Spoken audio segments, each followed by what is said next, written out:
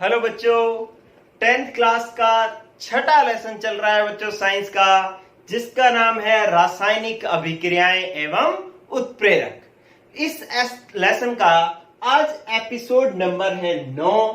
इससे पहले हम रासायनिक अभिक्रियाओं के प्रकार पढ़ते आ रहे हैं विभिन्न आधारों पर। आज फिर एक आधार पर हम रासायनिक अभिक्रियाओं के प्रकार पढ़ेंगे। क्या है आधार कि प्रत्येक तत्व जो है ना, वो या तो ऑक्सीजन से अभिक्रिया करता है या फिर हाइड्रोजन से अभिक्रिया करता है। किससे अभिक्रिया करता है बच्चों? प्रत्येक तत्व या तो ऑक्सीजन से अभिक्रिया करता है या फिर हाइड्रोजन से अभिक्रिया करता है। अगर वो ऑक्सीजन से जुड़ता है कोई तत्व, तो उसको हम ऑक्सीकरण अभिक्रिया कहते हैं। और यदि कोई हाइड्रोजन से जुड़ता है तो उसे हम अपचयन अभिक्रिया कहते हैं। ये बात अभी मैं बाद में बताऊंगा, लेकिन एक बार हम टॉपिक की हेडिंग समझ रहे हैं। क्या है कि हर कोई जो तत्व होता है ना, वो या तो ऑक्सीजन से अभिक्रिया करता है या हाइड्रोजन से अभिक्रिया करता है। तो ऑक्सीजन से अभिक्रिया करने का मतलब ऑक्सीजन से जुड़ता है तो ऑक्सीकरण अभिक्रिया कराती है, हाइड्रोजन से जुड़ता है तो अपचयन अभिक्रिया कराती है। तो इसका मतलब है अब हम अभिक्रियाओं को किस आधार पर बांटेंगे? ऑक्सीजन और हाइड्रोजन के साथ अभिक्रिया करने के आधार पर बांटेंगे। तो इन आधार पर बांटेंगे तो अभिक्रियाओं का प्रकार कौन सा हो जाएगा? ऑक्सीकरण अपचयन अभिक्रियाएं हो जाएंगी। तो आपके पास बच्चों इस टॉपिक की, आज के टॉपिक की हेडिंग है ऑक्सीकरण अपचयन अभिक्रियाएं। ठीक है, तो मैंने अभी आपको सिर्फ हेडिंग समझाई है और कुछ भी नहीं। टॉपिक का नाम है ऑक्सीकरण अपचयन अभिक्रियाएं। पहला है अपने पास ऑक्सीकरण अभिक्रिया और दूसरी है अपने पास अपचयन अभिक्रिया।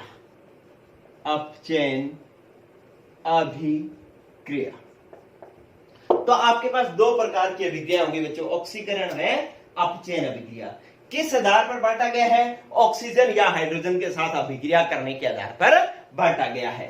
इसके अंदर मैं पहला पॉइंट लिख रहा हूं ऑक्सीकरण अभिक्रियाओं का, कि ऑक्सीकरण अभिक्रियाएं किसे कहते हैं? ऑक्सीजन और हाइड्रोजन के साथ अभिक्रिया के आधार पर बांटा था आप लोगों ने। तो ये कहता है कि ऑक्सीजन, जिस अभिक्रिया में ऑक्सीजन जुड़ती है, तो ऑक्सीजन का संयोजन जो है जिसमें होता है उसे अपने ऑक्सीकरण अभिक्रिया कहते हैं। जैसे मैंने एक एग्जांपल लिखा कि मैग्नीशियम की अभिक्रिया मैंने ऑक्सीजन से करवाई, इसके 2 अणु लिए तो ये बन गया 2MgO। ठीक है, तो इसका मतलब है कि ऑक्सीजन का संयोजन का मतलब क्या होता है? जुड़ना। ऑक्सीजन का जुड़ना ऑक्सीकरण अभिक्रिया कहलाती है। देखो, मैग्नीशियम से ऑक्सीजन जुड़ गई तो ये मैग्नीशियम का ऑक्सीकरण हो गया। मैग्नीशियम का क्या हो गया? ऑक्सीकरण। क्यों? क्योंकि इससे ऑक्सीजन जुड़ गई और ऑक्सीजन का जुड़ना ऑक्सीकरण अभिक्रिया कहलाती है। या हम यूं भी कह सकते हैं कि यहाँ पे मैग्नीशियम के साथ कोई भी ऑक्सीजन नहीं जुड़ी हुई थी, यहाँ पे एक ऑक्सीजन जुड़ गई, तो इसका मतलब है किसी तत्व के साथ ऑक्सीजन में वृद्धि होना, किसी तत्व के साथ ऑक्सीजन में वृद्धि होना ऑक्सीकरण कहलाता है। तो ये बात होगी बच्चों ऑक्सीकरण की। और दूसरा मैंने यहां पर क्या कहा है बच्चों, इसके अंदर जो मैंने एक पॉइंट लिखना है वो क्या लिखना है कि हाइड्रोजन, दूसरा मैंने क्या कहा था? एक तो ऑक्सीजन के साथ अभिक्रिया और दूसरा हाइड्रोजन के साथ अभिक्रिया। तो हाइड्रोजन का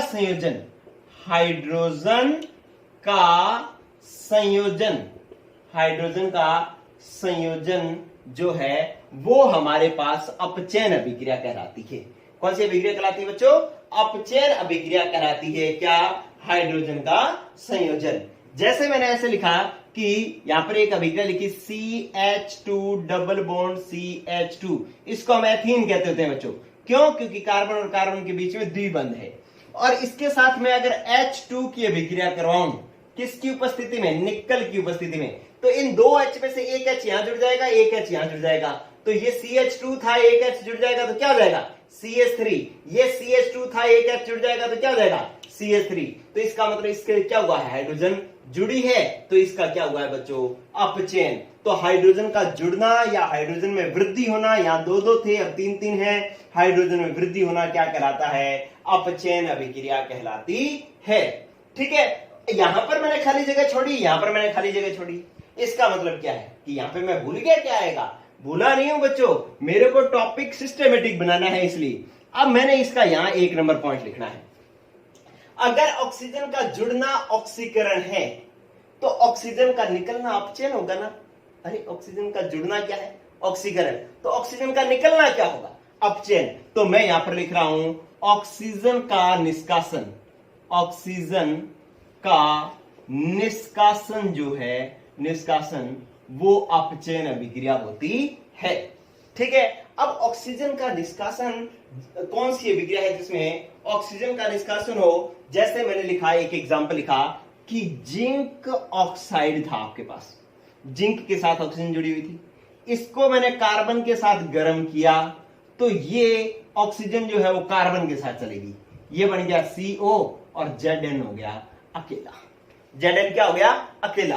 तो इसका मतलब है जिंक से ऑक्सीजन का निष्कासन हो गया है, ऑक्सीजन इससे निकल गई है, तो इसका क्या हुआ है बच्चों, अपचयन हुआ है। ठीक है, तो इस तरीके से ऑक्सीजन का जुड़ना ऑक्सीकरण, ऑक्सीजन का निकलना अपचयन। क्लियर बच्चों। इसी तरीके से यहां पर हाइड्रोजन का संयोजन क्या है, अपचयन है, तो हाइड्रोजन का निकलना फिर क्या होगा, ऑक्सीकरण होगा।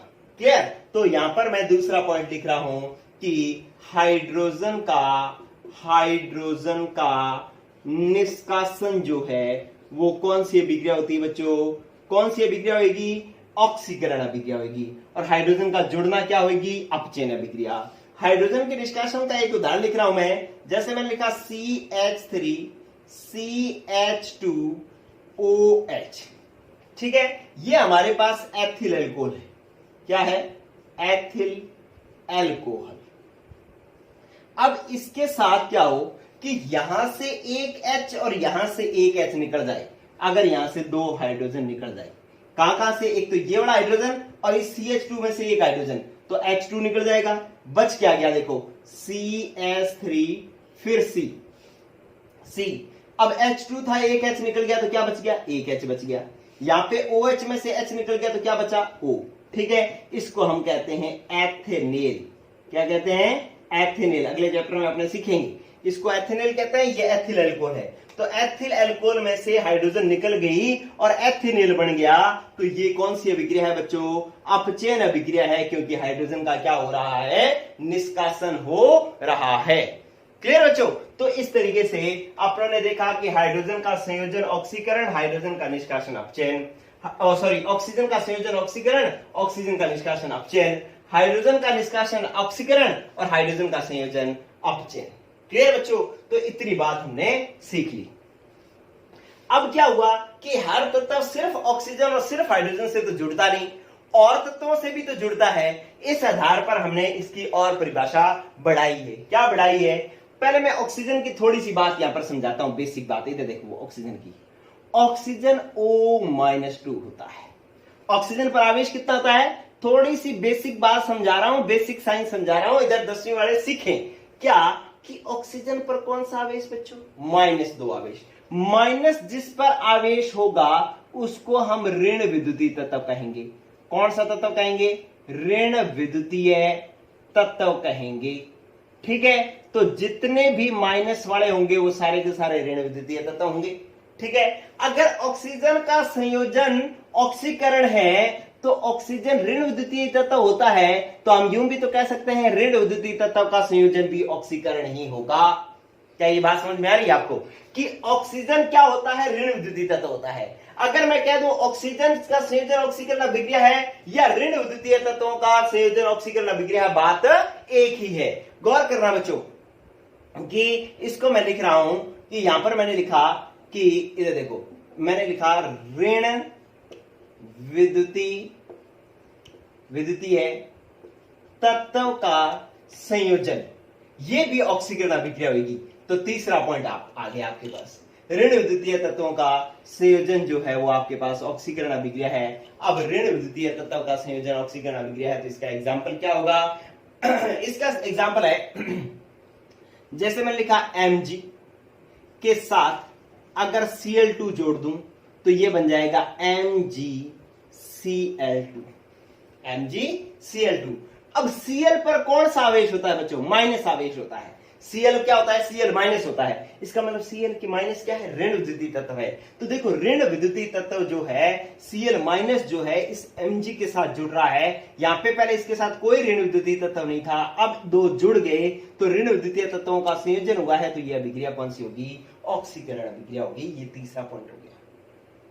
ठीक है, अगर ऋण विद्युतीय तत्वों का संयोजन ऑक्सीकरण अभिक्रिया है तो ऋण विद्युतीय तत्वों का निष्कासन फिर क्या होगा? ऋण विद्युतीय तत्वों का निष्कासन फिर क्या होगा? अपचयन अभिक्रिया होगी। जैसे कि मैं एक एग्जांपल लिखता हूं कि मैंने लिखा FeCl3 फेरिक क्लोराइड है ये, इसके दो अणु लिए, इससे मैंने हाइड्रोजन की अभिक्रिया करवाई। तो क्या होगा कि दो हाइड्रोजन यहां से, एक हाइड्रोजन एक Cl लेगा और HCl बना लेगा, दो हाइड्रोजन है तो दो Cl ले लेगा। ठीक है, यहां पर 3 दूना 6 Cl थे, लेकिन अब बच जाएंगे 2FeCl2, 2 दूना 4 Cl बच जाएंगे। तो पहले ऋण विद्युतीय तत्व संख्या कितनी थी? 6, अब कितनी बच गई? 4, दो क्या हो गए? निकल गए। तो ऋण विद्युतीय तत्व का क्या हो गया बच्चों? निष्कासन। तो इस अभिक्रिया को आप कौन सी अभिक्रिया कहोगे? अपचयन अभिक्रिया कहोगे। ठीक है, तो इस तरीके से आप ऋण विद्युतीय तत्व, ऑक्सीजन का संयोजन ऑक्सीकरण है और ऋण विद्युतीय तत्वों का संयोजन भी ऑक्सीकरण अभिक्रिया ही है। ऑक्सीजन का निष्कासन अपचयन अभिक्रिया है और ऋण विद्युतीय तत्वों का निष्कासन भी अपचयन अभिक्रिया ही है। बोलो, ये बात समझ में आई या नहीं आई? चलो, ये बात तो हमें समझ में आ गई। अब आप देखें कि हाइड्रोजन का पॉइंट मैंने समझाना है। हाइड्रोजन क्या होता है बच्चों? हाइड्रोजन होता है, हाइड्रोजन पर आवेश होता है H+, सामान्यतः ज्यादातर H+ होता है, और जिस पर प्लस आवेश होता है उसको हम धन विद्युतीय तत्व कहते हैं। क्या कहते हैं? धन विद्युतीय तत्व कहते हैं। ठीक है, तो अगर यहां पर हाइड्रोजन का निष्कासन है, H हाइड्रोजन या धन विद्युतीय तत्व एक ही बात है। ठीक है, हम यूं कह सकते हैं। तो हाइड्रोजन का निष्कासन अगर ऑक्सीकरण अभिक्रिया है तो धन विद्युतीय तत्व का निष्कासन भी क्या होगा? धन विद्युतीय तत्व का निष्कासन भी क्या होगा बच्चों? धन विद्युतीय तत्व का निष्कासन भी क्या होगा? ऑक्सीकरण अभिक्रिया ही होगी। ठीक है, क्योंकि हाइड्रोजन का निष्कासन ऑक्सीकरण अभिक्रिया थी, और तो हाइड्रोजन जो है धन विद्युतीय तत्व होता है, तो धन विद्युतीय तत्व का निष्कासन भी क्या होगा? ऑक्सीकरण अभिक्रिया ही होगी। और ये हो गया पॉइंट नंबर 4। ठीक है, अब धन विद्युतीय तत्व कौन सा होता है? जो गौर करो, सीख लेना मैं कैसे बताता हूं, गौर करो। जैसे मैंने लिखा Ki, 2Ki, अब इसमें K क्या है? प्लस, Cl क्या है? I क्या है? माइनस। तो K क्या हो गया? धन विद्युतीय, I क्या हो गया? ऋण विद्युतीय। ठीक है, इसकी अभिक्रिया मैंने Cl2 से करवाई, तो क्या हो गया कि ये बन गया 2KCl, 2KCl और प्लस I2 बन गया। ठीक है, तो देखो इस ऋण विद्युतीय तत्व के साथ में ये K प्लस धन विद्युतीय तत्व जुड़ा हुआ था, लेकिन इस K प्लस से I माइनस से ऋण विद्युतीय तत्व से K प्लस निकल गया, मतलब इसका धन विद्युतीय तत्व I का धन विद्युतीय तत्व निकल गया, ये अकेला I बच गया। ठीक है, तो इसका मतलब है इसका क्या हुआ है? ऑक्सीकरण अभिक्रिया, ऑक्सीकरण हुआ है। Ki का I2 में ऑक्सीकरण हुआ है। ये मत कह देना कि Ki का KCl में ऑक्सीकरण हो गया। नो, Ki का I2 में ऑक्सीकरण हुआ है, क्योंकि I से धन विद्युतीय तत्व का निष्कासन हुआ है, K प्लस का निष्कासन हुआ है। ठीक है, तो इस तरीके से ये आपके पास ऑक्सीकरण अभिक्रिया हो गई। क्लियर? आप यहां पे भी समझना कि आपने कहते हैं ऋण विद्युतीय तत्व का संयोजन ऑक्सीकरण अभिक्रिया है, तो मुझे बता सकते हो Mg का MgCl2 में ऑक्सीकरण हुआ है या Cl2 का MgCl2 में ऑक्सीकरण हुआ है? ठीक है, आप देखना बच्चों, क्योंकि ऋण विद्युतीय तत्व किसके साथ जुड़े हैं? Mg के साथ में, तो ऑक्सीकरण किसका हुआ है? Mg का। आप कैसे बोलोगे? आप इसको बोलोगे कि Mg का MgCl2 में ऑक्सीकरण हुआ है, यहां पे बोलोगे FeCl3 का FeCl2 में अपचयन हुआ है, यहां पे बोलोगे एथीन का एथेन में अपचयन हुआ है, यहां पे बोलोगे Ki का I2 में ऑक्सीकरण हुआ है। तो ये बात आपको बोलनी आनी चाहिए, क्योंकि पेपर में प्रश्न यही पूछा जाएगा। गौर करना बच्चों। देखो आपके पास यहां पर चौथा पॉइंट आ गया, हाइड्रोजन का जुड़ना अपचयन अभिक्रिया हुआ करती थी, और हाइड्रोजन क्या होता है? धन विद्युतीय तत्व। तो मैं यहां पर लिख दूं कि धन विद्युतीय ये तत्व का संयोजन जो है, संयोजन ये भी अपचयन अभिक्रिया ही है। ठीक है, जैसे मैंने कोई एग्जांपल लिखता हूं कि धन विद्युतीय तत्वों के संयोजन का जो है कोई भी एक एग्जांपल लिख दूं। जैसे मान लो मैंने यही वाला बना लूं कि Mg प्लस Cl2 और ये बन रहा है MgCl2। इसमें MgCl2 में Mg क्या होता है +2, Cl क्या होता है -1। तो प्लस वाला क्या है धन विद्युतीय तत्व, माइनस वाला क्या है ऋण विद्युतीय तत्व। तो आप देखो Cl के साथ में धन विद्युतीय तत्व जुड़ा है और धन विद्युतीय तत्व का संयोजन क्या कहलाता है अपचयन। ठीक है, तो इसका मतलब धन विद्युतीय तत्व किससे जुड़ा है Cl2 से, तो अपचयन किसका हुआ है Cl2 का। क्लियर, ये एग्जांपल मैंने क्यों लिखा क्योंकि इन दोनों को मैं समझाना चाहता हूं। इधर देखो यहां पे ये क्या था MgCl2 बना था, ये +2 था, ये माइनस था। तो ये Mg के साथ ऋण विद्युतीय तत्व जुड़ा है, इसलिए Mg का तो हुआ है ऑक्सीकरण, लेकिन Cl के साथ में धन विद्युतीय तत्व जुड़ा है, इसलिए Cl2 का क्या हुआ है अपचयन हुआ है। अगर मैं इन दोनों का लिखना चाहूं तो Cl2 का तो हुआ है अपचयन और Mg का हुआ है ऑक्सीकरण। ठीक है, क्योंकि Mg के साथ ऋण विद्युतीय तत्व जुड़ा है इसलिए इसका ऑक्सीकरण हुआ है और Cl2 के साथ में धन विद्युतीय तत्व जुड़ा है इसलिए इसका अपचयन हुआ है। ठीक है बच्चों, तो ये आपके पास ऑक्सीकरण अपचयन अभिक्रियाओं की परिभाषा आ गई है हाइड्रोजन और ऑक्सीजन के साथ अभिक्रिया के आधार पर। हाइड्रोजन का जुड़ना ऑक्सीकरण, हाइड्रोजन का निकलना अपचयन, सॉरी उल्टा बोल गया, ऑक्सीजन का जुड़ना ऑक्सीकरण, ऑक्सीजन का निकलना अपचयन, हाइड्रोजन का निकलना ऑक्सीकरण, हाइड्रोजन का जुड़ना अपचयन। ठीक है, ऑक्सीजन क्या होता है ऋण विद्युतीय तत्व, तो ऋण विद्युतीय तत्व का जुड़ना ऑक्सीकरण, ऋण विद्युतीय तत्व का निकलना अपचयन। ठीक है, हाइड्रोजन होता है धन विद्युतीय तत्व और धन विद्युतीय तत्व का निकलना ऑक्सीकरण, धन विद्युतीय तत्व का जुड़ना अपचयन। क्लियर, तो ये बातें होगी बच्चों ऑक्सीकरण अपचयन की। ठीक है, अब आप ये मैं कुछ एग्जांपल लिखता हूं, आपको बताना होगा कि किसका ऑक्सीकरण हुआ और किसका अपचयन हुआ। ठीक है, इधर गौर करो बच्चों।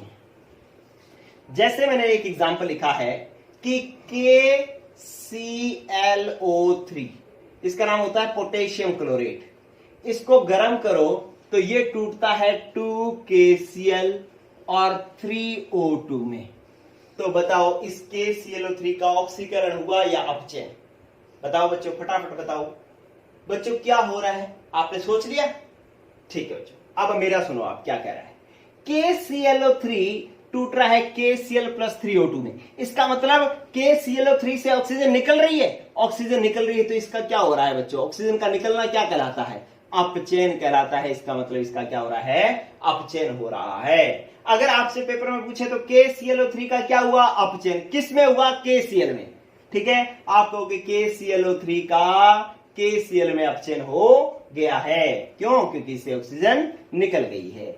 आप ऐसे नहीं बोलोगे KClO3 का O2 में अपचयन हो गया, नहीं O2 तो निकली है, अपचयन इसका किसमें हुआ है KCl में अपचयन हुआ है।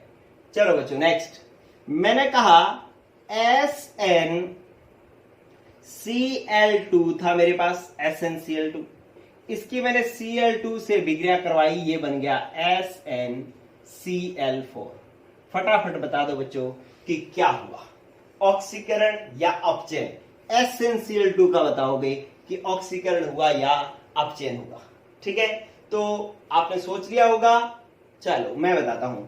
SnCl2 में Sn के साथ Cl कितने जुड़े हुए हैं 2, यहां पे Sn के साथ Cl कितने जुड़े हुए हैं 4, और Cl पर आवेश क्या होता है माइनस, तो Cl क्या होता है ऋण विद्युतीय तत्व। तो इसका मतलब है कि Sn के साथ में पहले 2 ऋण विद्युतीय तत्व जुड़े हुए थे, अब Sn के साथ में 4 ऋण विद्युतीय तत्व जुड़े हुए हैं। ऋण विद्युतीय तत्वों का क्या हो रहा है संयोजन हो रहा है, वृद्धि हो रही है, तो इसका क्या हो गया बच्चों ऑक्सीकरण, क्योंकि ऋण विद्युतीय तत्वों का संयोजन जो है वो ऑक्सीकरण कहलाता है। आप क्या कहोगे SnCl2 का SnCl4 में ऑक्सीकरण हो गया है। क्लियर बच्चों, तो ये बातें आपको आनी चाहिए। चलो, तो इस तरीके के आपको बुक में और बहुत सारे एग्जांपल्स दे रखे हैं, बहुत सारे क्वेश्चंस दे रखे हैं, वो आपको करने हैं। लेकिन एक मैं एग्जांपल स्पेशल बता रहा हूं, क्या कि मेरे पास था Na, मैंने इसकी अभिक्रिया करवाई H2 से और ये बन गया है NaH। ठीक है, ये एक अभिक्रिया है। इसके अंदर मुझे बताओ कि Na का ऑक्सीकरण हुआ या अपचयन। आप बताओ आंसर। आप कैसे सोचोगे इसको? आप ऐसे सोचोगे कि सर ने कहा था हाइड्रोजन का जुड़ना अपचयन कहलाता है, तो ये इससे हाइड्रोजन जुड़ गई है और ये NaH बन गया है, तो इसका मतलब है Na के साथ में हाइड्रोजन जुड़ी है, तो इसका क्या होना चाहिए बच्चों? अपचयन, क्योंकि हाइड्रोजन का जुड़ना अपचयन हुआ करता था, इसलिए इसका अपचयन होना चाहिए। लेकिन मैं कह रहा हूं कि ये गलत है, ये अपचयन नहीं हुआ है इसका हुआ है ऑक्सीकरण। आप कहोगे सर ये कैसे हुआ? ठीक है, अभी तो आपने बताया था कि हाइड्रोजन का जुड़ना अपचयन होता है, अब आप कह रहे हो कि ये अपचयन है ही नहीं, ये तो ऑक्सीकरण है, तो ये कैसे संभव हुआ? ठीक है, अगर आप ये जानना चाहते हो तो आपको देखना होगा बच्चों अगला एपिसोड। ठीक है, जानना चाहते हो कि इसका अपचयन नहीं हुआ, ऑक्सीकरण हुआ है कैसे, तो आप देखिएगा बच्चों अगला एपिसोड नंबर 10, जिसमें हम ऑक्सीकरण अपचयन की नई अवधारणा समझाएंगे, क्योंकि जो हमने अभी अवधारणा पढ़ी है उस अवधारणा पर काम नहीं चल पा रहा है। अगर उसी अवधारणा पर काम चल पाता तो ये हम अपचयन कहते हैं, तो ये हमारा उत्तर सही आना चाहिए था, क्योंकि हाइड्रोजन का जुड़ना अपचयन ही होता है। ये उत्तर हमारा सही आना चाहिए था, लेकिन ये गलत हो गया है। इसका मतलब हमें यहाँ पर नई अवधारणा देनी पड़ेगी, जिसको हम कहते हैं ऑक्सीकरण अपचयन की इलेक्ट्रॉनिक अवधारणा। ठीक है, तो इलेक्ट्रॉनिक अवधारणा जो है वो हम सीखेंगे एपिसोड नंबर 10 में। आज की क्लास यही समाप्त होती है बच्चों। बहुत सारे 10th के बच्चे ऐसे हैं जिन्होंने अभी तक चैनल को सब्सक्राइब नहीं किया है, वो सिर्फ YouTube पे देख लेते हैं वीडियो। लेकिन बच्चों अगर आप चैनल को सब्सक्राइब कर लेंगे तो आपको वीडियो अपने आप तक पहुंच जाएगी, अगर मैं WhatsApp पर आपको शेयर करूं या ना करूं। क्लियर बच्चों? तो आप चैनल को सब्सक्राइब कर लें और दोस्तों को ये वीडियो जो है वो शेयर करें, उनको भी सब्सक्राइब करने के लिए कहें। ज्यादा से ज्यादा बच्चे अगर 10th के जुड़ेंगे तो आपको बहुत बढ़िया सिलेबस जो है मैं आपको पूरा करवाऊंगा। क्लियर बच्चों? गुड लक, पढ़ते रहो।